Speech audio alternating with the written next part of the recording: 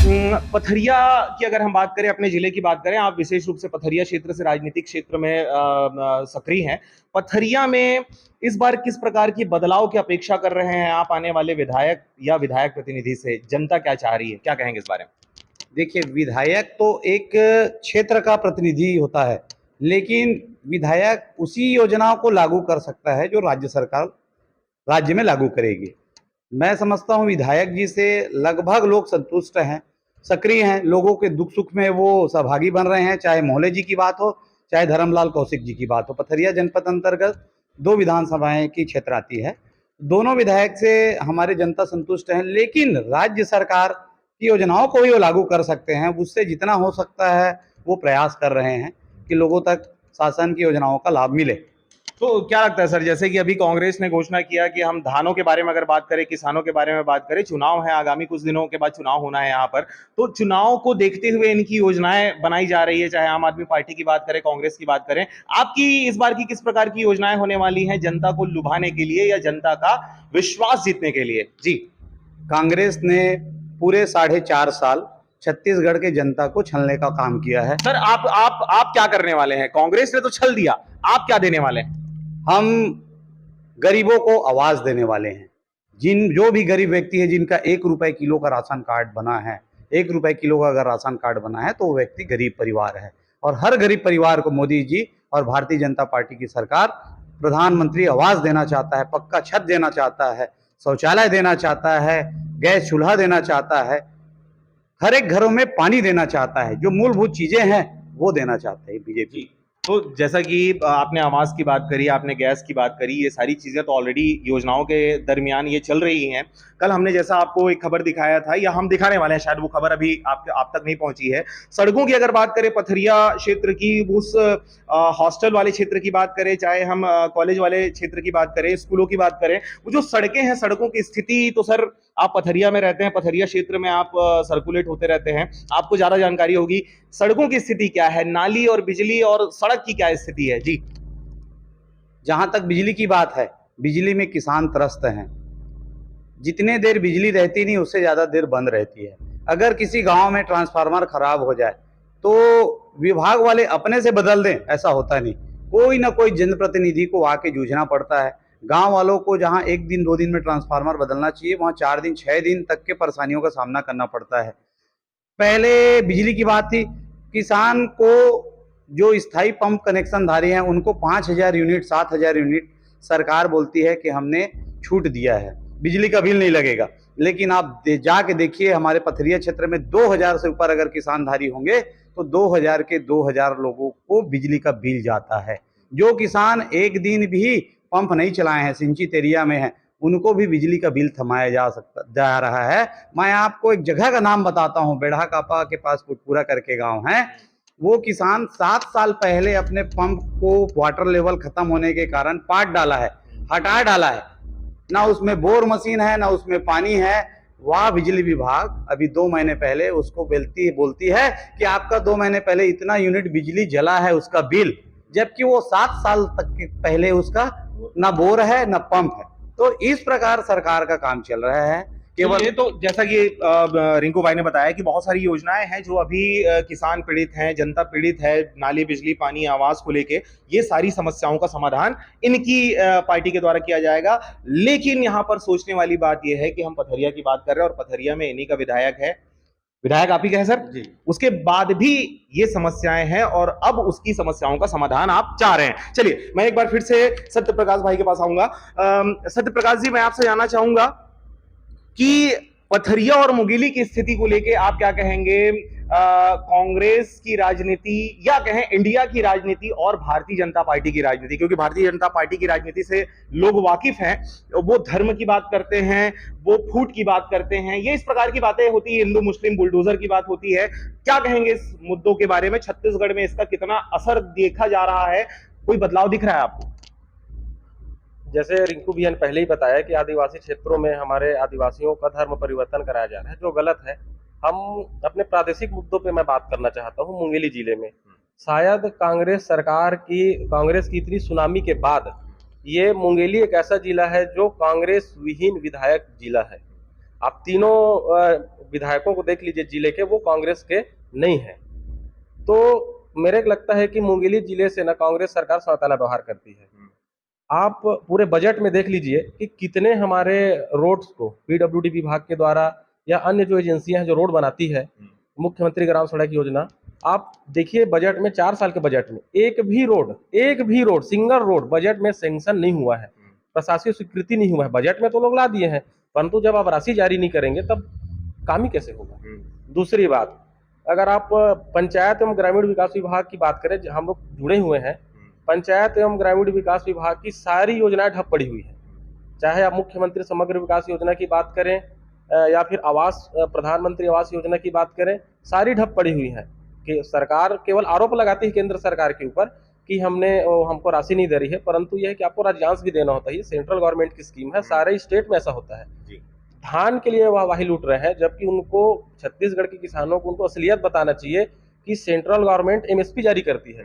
MSP पे आप 2040 रुपए में 60 रुपए में आप धान ले रहे हैं, आप केवल 400-500 रुपए दे रहे हैं, जिसमें आप बड़े बड़े होर्डिंग से आप विज्ञापन दे रहे हैं कि हम 2500 रुपया धान दे रहे हैं, 2500 रुपया धान दे रहे हैं। मानते हैं हम लोग 2500 रुपए धान मिल रहे हैं, परंतु ये बताओ ना कि 2060 रुपए सेंट्रल गवर्नमेंट की मिल रही है। ये भी 2640 रुपए अभी है ना भाई, तो आप ये भी बताइए। उसके अलावा आप गरीबों की जो योजनाएं जैसे चल रही थी, राशन कार्ड, मेरे हिसाब से राशन कार्ड में बहुत फर्जीवाड़ा राशन कार्ड में दलाली हो रहा है। फर्जीवाड़ा तो नहीं हो पाएगा, आजकल ऑनलाइन की सिस्टम है, दलाली हो रहा है। कांग्रेस के जितने गांव के कार्यकर्ता हैं, जो बूथ के कार्यकर्ता हैं, वो लोग गांव से राशन कार्ड के फॉर्म इकट्ठा करके जिला प्रशासन में ले जा रहे हैं और पब्लिकों से 2-2, 3-3 हजार रुपए में राशन कार्ड बनवा रहे हैं। मैं आरोप नहीं लगा रहा हूं, मैं साबित कर दूंगा। एकदम बहुत अच्छा मुद्दा आपने छेड़ा जी। ये हालात है। हम लोग अगर राशन कार्ड बनाने के लिए कोई आवेदन भेजते हैं प्रशासनिक रूप से, हमारा राशन कार्ड कम से कम 500-600 राशन कार्ड आज के डेट में पेंडिंग है जिला प्रशासन में, और एक कांग्रेस कार्यकर्ता अगर लेके जा रहा है बिना कोई फॉर्मेलिटी या बिना कोई प्रक्रिया, अगर उनका राशन कार्ड तत्काल बन रहा है। ये परिस्थितियां हैं, मतलब भ्रष्टाचार अपने चरम सीमा में है। भ्रष्टाचार परम सीमा पे है। जैसा जिन बातों के बारे में आपने बात किया, ये सारे सेंट्रल गवर्नमेंट और राज्य सरकार दोनों के द्वारा संचालित होता है। कुछ ऐसे मुद्दे हैं सर, जैसे कि अभी नरेंद्र मोदी साहब ने, प्रधानमंत्री ने घोषणा की कि 508 रेलवे स्टेशन बनेंगे, जीर्णोद्धार होगा। मुंगेली की अगर बात करें तो यहाँ पर भी पटरी बिछाने वाले थे, मोहले जी के कर कमलों से उनका भूमि पूजन भी किया गया। सर पटरियां कहाँ हैं सर? आपको सेंट्रल गवर्नमेंट की जो स्कीम है रेलवे के, आप नियम पढ़ेंगे, लैंड एक्विजिशन का काम राज्य सरकार का होता है। ये सेंट्रल गवर्नमेंट राशियां जारी करती है, और राज्य सरकार जब तक वो लैंड एक्विजिशन नहीं करेगा, किसानों से लैंड ले लेंगे, और जो जिनका जमीन पड़ रहा है उनका आप जमीन नहीं देंगे, तब तक सरकार कैसे आगे बढ़ेगी सेंट्रल गवर्नमेंट काम करने के लिए। उनके बजट अलॉटमेंट हो गया, आप पता कर लीजिए, बजट हो गया है। माननीय सांसद जब लखनलाल साहू जी थे, उस समय उनका बजट अलॉटमेंट भी हुआ, स्वीकृति भी हो गया, परंतु लैंड एक्विजिशन नहीं होने के कारण, और ये राज्य सरकार करती है ये काम, सेंट्रल गवर्नमेंट नहीं करती है। सेंट्रल गवर्नमेंट अपना पूरा काम कर चुकी है। हम मानते हैं कि उस टाइम भी सेंट्रल गवर्नमेंट में बीजेपी थी, लेकिन प्रक्रिया शुरू हुई ये 4 साल में आने के बाद। जो डोंगरगढ़ से अपन उसलापुर जो रेल लाइन है, उसमें कोई भी प्रकार का राज्य सरकार ने काम नहीं किया। चलिए, तो ये इस कारण से ये काम रुका। जी बिल्कुल। तो मतलब राज्य सरकार के द्वारा, भूपेश बघेल सरकार के द्वारा ट्रेन मुंगेली में चलने से अभी रोका जा रहा है, क्योंकि उन्होंने भूमि का अभी जो कैप्चर करना था, किसानों से खरीदना था, वो करके नहीं दिए हैं। चलिए रघु भाई के पास एक बार फिर से जाते हैं। रघु भाई, आप क्या कहेंगे? आप तो लोकल यहीं पे रहने वाले हैं, पथरिया और मुंगेली आपके रगों में बसता है। मुंगेली और पथरिया के बारे में आप क्या कहेंगे? किस प्रकार की हालिया स्थिति है जल जंगल जमीन को लेके? देखिए, सबसे पहले तो रोडों की सिर्फ बताना चाहता हूँ मैं। सारी जो रोड बन रही है, रास्ते बन रही है, प्रधानमंत्री ग्रामीण सड़क योजना से बन रही है। कहीं भी आप देख लो काम में राज्य सरकार का कोई योगदान नहीं रहा है। अभी की डेट में राज्य सरकार अपनी तरफ से कोई नया काम जारी नहीं कर रही है। सिर्फ धान में पैसा दे रही है, वो भी 4 किस्तों पर। बोनस जो दे रही है 4 किस्तों पर, 4 किस्तों पे बोनस दे रही है, इसलिए किसान परेशान है, क्योंकि उनको एक मुश्त अगर पैसा मिलता तो वो कुछ नया कर पाते। ये लगातार किसानों के द्वारा भी ये बातें मुखरित की जाती हैं। गौठानों की क्या स्थिति है सर? आपके पथरिया क्षेत्र में बहुत सारे गौठान बने हुए हैं, गौठानों के बारे में क्या कहेंगे? गौठान की स्थिति तो आप लगातार छाप ही रहे हैं, देख ही रहे हैं क्या स्थिति है। गोबर बेचा जा रहा है, किसी को पेमेंट हो नहीं पा रहा है, और जो गोबर बेच भी रहे हैं, किसी कांग्रेस के लोग गोबर बेच रहे हैं 5 लाख 6 लाख रुपए के। एक लोग का एक तरह का केस आया है, 5 लाख रुपए की महिला गोबर बेची है सिर्फ, ऐसा केस आ रहा है। और गौमूत्र की क्या स्थिति है सर? गौमूत्र, अब गौमूत्र के बारे में क्या कहें, गौमूत्र दिख रहा है, गेहूँ तो लेना चाहिए सरकार को, उसका भी पेमेंट नहीं हो पा रहा है। तो लेकिन ये बात तो सर देखिए, अब गाय से जो मिलने वाली चीजें हैं उसको रिस्पेक्ट दे रही है सरकार, और गाय जो है वो हिंदू धर्म में माता के रूप में पूजनीय होता है। तो अगर माता की किसी चीजों को अगर विशेषता दी जा रही है, प्राथमिकता दी जा रही है, तो आपको तो खुश होना चाहिए था। तो गाय कहाँ पे रहती है? गाय पे सड़क पर है। गाय अगर गौठान में रहती, गाय को अगर माता का रूप दिया गया है तो गाय गौठान पे रहती, गाय तो सड़क पर है। तो गौठान में क्यों सर? माता को हम थोड़ी पड़ोस में रखते हैं, माता को तो अपने घर में रखते हैं। जी जी, वही तो बोल रहा हूँ, गौठान किस लिए बनाया जा रहा है? केंद्र सरकार के पैसे से गौठान का निर्माण हो रहा है, और गाय कहाँ है? सड़कों पर है। गाय सड़कों पे है, इसलिए एक्सीडेंट की घटनाएं भी लगातार घट रही है। सर मैं जाते जाते अंतिम आपके विचार जानना चाहूंगा, छत्तीसगढ़ और छत्तीसगढ़ की राजनीति और यहाँ की अर्थव्यवस्था, लोगों की परेशानी, समस्या और उसका निदान को लेकर। जी इसके पहले आप गौठान पे बोल रहे थे, मैं थोड़ा सा बोलना चाहूँगा। गौठान के नाम पे सरकार केवल दिखावा कर रही है। आज सवेरे मेरे गांव में एक बलदेव नाम का यादव आया था, बोलता है कि मैं 1 साल हो गया 32,000 रुपये का गोबर बेचा हूँ और केवल मेरे को 4,300 मिला है। 1 साल से मैं संबंधित जो नोडल है या ग्राम पंचायत के सचिव हैं, इनसे संपर्क कर रहा हूँ और मैं बहुत गरीब आदमी हूँ, उसी से मेरा जीवन यापन चलता है। ये स्थिति है गौठान का। जबरदस्ती मिट्टी गिट्टी युक्त गोबर खाद, कंपोस्ट खाद कथाकथित बना के हमारे किसानों को जबरन थमाया जाता है। ये बोला जा रहा है कि राखड़, यूरिया, डीएपी तभी मिलेगा जब आप इतना बोरी गोबर कंपोस्ट खाद लेके जाओगे। सारे किसान परेशान हैं, सारे किसान दुखी हैं। मैं आने वाले समय में यही कहना चाहूँगा कि निश्चित रूप से हमारा प्रदेश गरीबों का प्रदेश, किसानों का प्रदेश, आदिवासी भाई बहनों का प्रदेश है। यहाँ के लोग, जनता बहुत भोली भाली है। इस भोली भाली जनता को भूपेश बघेल ने 2018 में नए नए तरीके के सपने दिखाकर वोट लेने का काम किया है, और वोट लेने के बाद 4 साल केवल ठगने का काम किया है। आने वाले समय में जनता इसका जवाब देगी। भारतीय जनता पार्टी ही पूरे प्रदेश की जनताओं को सेवा करने वाली है, और मैं ऐसा विश्वास करता हूं कि आने वाले समय में पूरे छत्तीसगढ़ में भारतीय जनता पार्टी को आशीर्वाद मिलेगा। आशीर्वाद मिलेगा। भोली भाली जनता छत्तीसगढ़ की, और भोले भाले विधायक मुंगेली के मोहले जी। चलिए, तो एक मैं आपसे उद्बोधन चाहूंगा, क्या कहना चाहेंगे सर इस बारे में?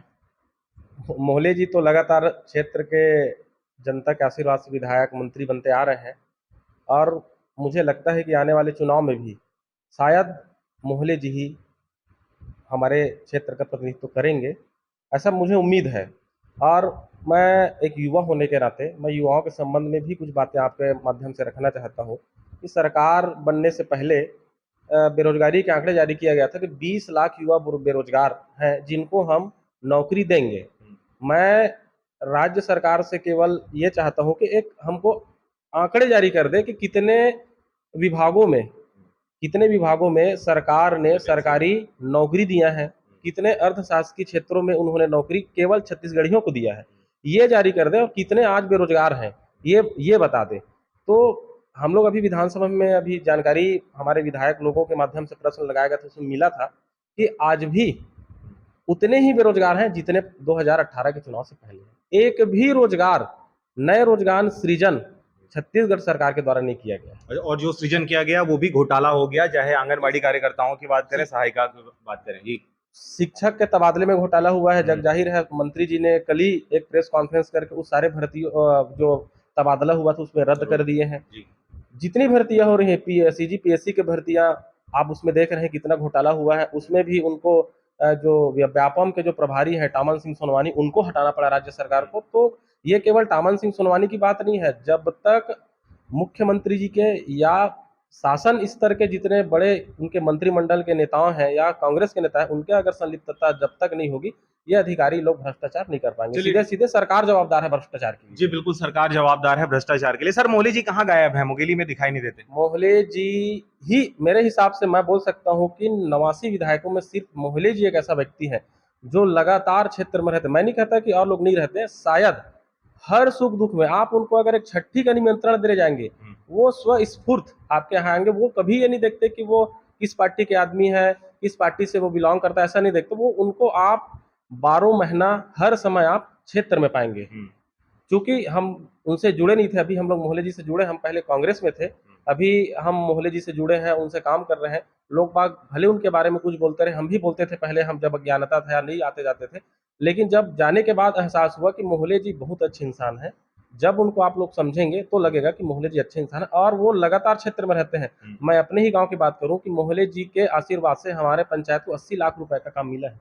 80 लाख रुपए का काम प्रधानमंत्री आदर्श ग्राम योजना के द्वारा उन्होंने हमारे ग्राम को आदर्श ग्राम योजना के तहत जोड़ा और 80 लाख रुपए का काम केवल एक ही ग्राम पंचायत को मिला है। ये सौभाग्यशाली हमारे पथेरा ब्लॉक के लिए है कि 80 लाख रुपए मिला है गांव विकास के लिए। चलिए, ये भी एक अच्छी बात है कि जो धर्म की राजनीति करने वाली पार्टी है भारतीय जनता पार्टी, उसमें एक ऐसा विधायक भी है, एक ऐसा नेता मंत्री रहा है जो धर्म निरपेक्षता की बातें करता है और सर्वधर्म को लेकर साथ चलता है। शायद यही वजह है कि मुंगेली से लगातार वो विभिन्न पदों पर नियुक्त होते रहते हैं, चाहे वो खाद्य मंत्री भी थे, वो अभी फिलहाल विधायक हैं। वो मतलब आज तक का उनका इतिहास ऐसा रहा है सर कि आज तक वो जितने भी चुनाव लड़े हैं, वो किसी भी चुनाव में वो हारे नहीं हैं, हर चुनाव में वो विजित रहते हैं। मुझे शायद याद हो रहा है कि एक चुनाव मोहल्ले जी हारे हैं। प्रथम बार जब विधानसभा का चुनाव लड़े थे, मैं एकदम श्योर नहीं हूँ, परंतु मैं उनके जब बायोग्राफी जब पढ़ रहा था तो मुझे दिखा कि एक चुनाव वो हारे हैं।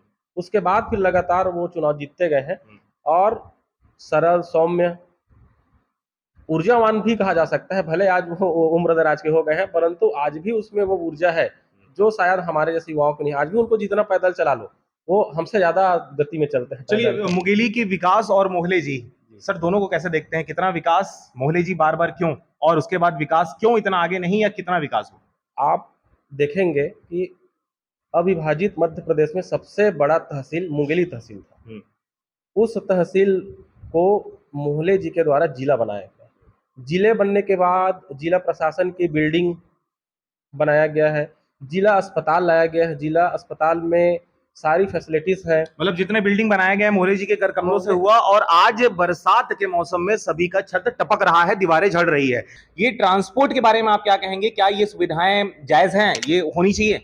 बिल्कुल जायज है। क्षेत्र की जनताओं को आवागमन का एक नया साधन मिलेगा। सिटी बस पथरिया से मुंगेली होना चाहिए। छोटे छोटे काम के लिए गरीब लोग कई घंटों तक बस और गाड़ियों का व्यवस्था में लगे रहते हैं। उनको अगर सिटी बस मिल जाएगी तो हमारा सारा काम मुंगेली में होना है, बहुत ही उससे सुविधा मिलने वाली है। पर ये गाड़ियां चलेंगी किसमें सर? सड़कें तो आपने बनवाया ही नहीं। देखिए, अब जो सड़कें हैं उसी में चलेगी, बनवाया नहीं है। लेकिन एक ऐसा है कि नक्शा तो बन गया है। आज जो गाड़ियां नहीं मिलने के कारण जिले के बहुत सारे कार्य हमारे कई गरीब लोगों का रुक जाता है। जो 1 घंटे 2 घंटे में होना चाहिए वो दिन भर में नहीं हो पाता। सिटी बस चलने में कुछ तो राहत मिलेगी। सिटी बस चलना चाहिए। मैं एक चीज़ और बोलना चाहूँगा, पथरिया जो है वो केवल पथरिया वालों का बस नहीं है। ये आसपास के करीब 100 गांव पथरिया से जुड़ा हुआ है, और वो गांव वाले सोमवार, गुरुवार और बाकी दिन यहाँ आते हैं। उसी में पथरिया बना हुआ है। मैं अभी देखा हूँ पथरिया के बीचों बीच डिवाइडर बना दिया गया है, क्योंकि डिवाइडर के लायक चौड़ा नहीं है वो रोड। डिवाइडर, हम आज अब कार या गाड़ी लेके जाते हैं तो इधर भी दुकान है, उधर भी दुकान है। उस डिवाइडर के बनने से केवल मुझे लगता है कि ठेकेदार को ही लाभ हुआ होगा, बाकी आसपास के कोई गांव वालों को लाभ नहीं हुआ है, ना पथरिया नगर वासियों को लाभ हुआ है। जगह कंजेस्टेड हो गई है, लोगों को आवागमन में और परेशानियां हो रही है। छात्रावास बनने जा रहा था, तब हमने उसका विरोध किया था। जब मैं उस टाइम छात्र संघ अध्यक्ष था, उस टाइम मैंने कहा था कि वो जगह उचित और सही नहीं है बच्चियों के लिए, परंतु सरकार और प्रशासन ने उसी जगह का चयन किया। उसके बाद आप आज की परिस्थितियां देखेंगे, आप वहाँ चल नहीं सकेंगे, इतना कीचड़ है। हॉस्टल जाने के लिए अप्रोच रोड की व्यवस्था ही नहीं है, और रोज वहाँ से उनके अधिकारी कर्मचारी आ जा रहे हैं ट्राइबल विभाग के। उनको एक भी दिन नहीं दिख रहा है कि बच्चियाँ वहाँ जा रही हैं।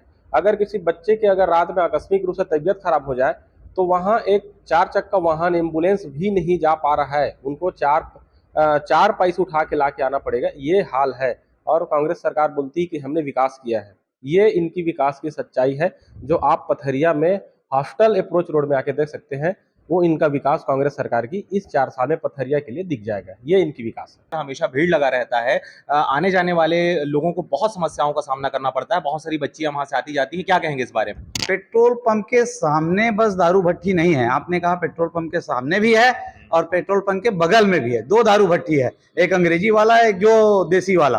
तो निश्चित रूप से संवेदनशील जगह होता है पेट्रोल पंप, उसके आसपास नहीं रहना चाहिए। उसको ऐसे स्थानों पे रखें जिसे चाहे हमारी छोटी बच्चियां हों, स्कूल के छात्र छात्राएं हों या आम नागरिक हो, किसी को भी आवागमन में दुविधा ना हो।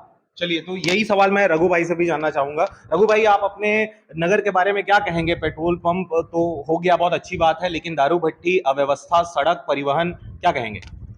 दारू भट्टी का मामला ऐसा है, भट्टी को एक निश्चित जगह में, ये पंचायत का अधिकार होता है कि एक निश्चित जगह में इसका चयन होना चाहिए। ऐसा संवेदनशील इलाकों में दारू भट्टी नहीं रहना चाहिए। दारू भट्टी नहीं रहना चाहिए। चलिए, तो ये जो दारू भी है, इसको भी तो बंद करने की बातें कही थी सरकार के द्वारा, अब तक बंद नहीं हो पाया है। और इस प्रकार की घटनाएं आपके क्षेत्र में घट रही हैं। शिक्षक बलात्कार कर रहा है अपनी छात्रा का। गंगा जल की कसम खा के सरकार ने वादा किया था कि हम दारू भट्टी बंद करेंगे, शराबबंदी होगी, लेकिन सरकार ने अपना वादा पूरा नहीं किया। लास्ट उद्बोधन आपसे चाहूंगा, आप अपने क्षेत्र की जनता से क्या अपील करना चाहते हैं, आप अपनी पार्टी के बारे में, और आम आदमी पार्टी, तीसरा मोर्चा, कांग्रेस, क्या कहेंगे अंतिम? मैं सभी क्षेत्रवासियों से विनम्र पूर्वक प्रार्थना करना चाहूँगा कि समझें 4.5 साल कांग्रेस ने कैसे आपका हक और अधिकार छीना है। आज 16.5 लाख आवास मिलना था विगत 4-4.5 साल में, जिसमें हमारे जिले का आवंटन 50,000 से ऊपर और हमारे ब्लॉक का आवंटन 14,116 था।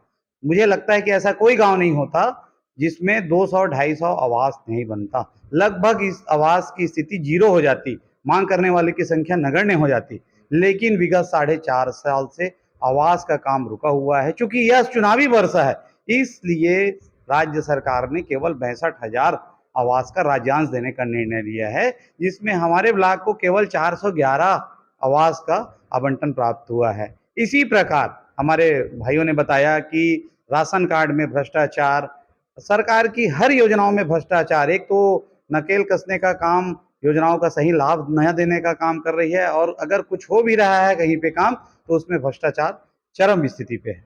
मैं क्षेत्र की जनता से आग्रह करूंगा कि सुख, शांति, समृद्धि और सरकार की योजनाओं का लाभ पाने के लिए आने वाले समय में भारतीय जनता पार्टी को अपना आशीर्वाद दें। चलिए, बहुत बहुत धन्यवाद। तो जैसा कि आप देख रहे थे, आरजे रमझाझर, न्यूज छत्तीसगढ़, मैं था पुखराज सिंह, हमारे साथ थे रिंकू जी, रघु जी और सत्य प्रकाश जी। पथरिया और मुंगेली के विषय से परे हमने देश के स्तर पर भी हमने बहुत सारी बातें रखी, चाहे हम आदिवासियों की बात करें, चाहे हम महिलाओं की स्थिति के बारे में बात करें, हम अपने क्षेत्र के विधायकों के बारे में बात करें कि किस प्रकार से विकास हो रहा है, नहीं हो रहा। कुछ लोग खुश भी हैं, कुछ लोग नाखुश हैं। हमने धर्म के बारे में भी बात किया। आप इन मुद्दों के बारे में आपकी अपनी राय क्या है, इस बारे में हमें कमेंट कर जरूर बताएं, ताकि हम अगले जो एपिसोड होगा उसमें हम उन सवालों को जनप्रतिनिधियों के सामने रख सकें। फिलहाल मुझे दीजिए विदा।